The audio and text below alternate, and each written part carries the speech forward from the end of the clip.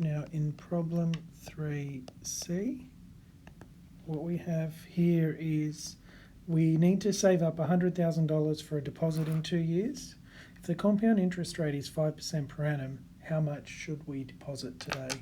So basically what we're saying is, how much money do we put in our account today if after 2 years we need $100,000 and the interest rate is 5% per annum?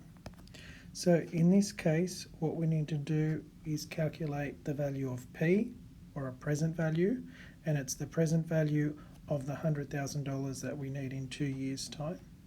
So P equals S over 1 plus I to the end is the present value formula using compound interest, where S is 100,000,